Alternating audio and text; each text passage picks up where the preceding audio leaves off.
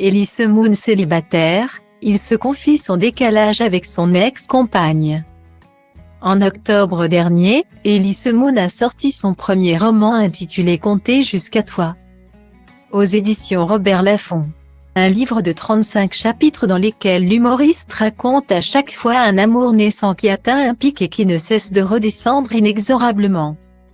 S'il n'est pas larmoyant, comme il a tenu à le préciser plusieurs fois sur Europe 1. L'ouvrage a néanmoins touché Philippe Vandel, qui s'est mis plusieurs fois à la place de l'ex-acolyte de Dieudonné. On morfle pour vous, bien sûr. Il y a de l'empathie, a déclaré l'animateur.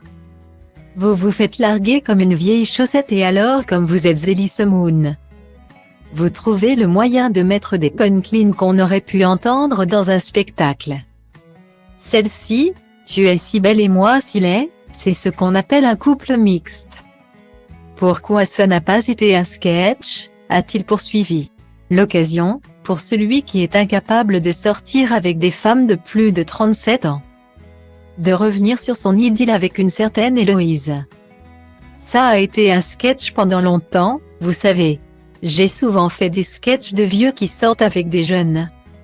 Et des mecs qui sont totalement largués parce qu'ils sont en décalage total. Bon.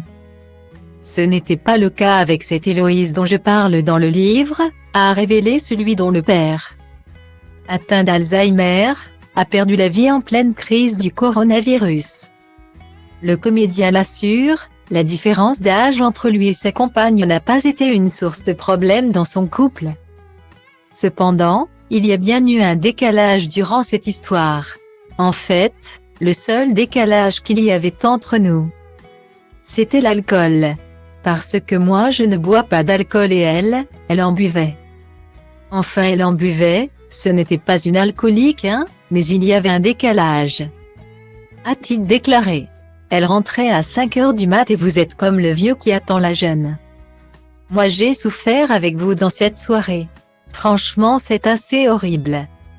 A commenté Philippe Vandel. Si l'humoriste a tenté de minimiser cette déception amoureuse. Le journaliste, lui, n'a pas mâché ses mots en parlant de son ressenti à la lecture de ce livre.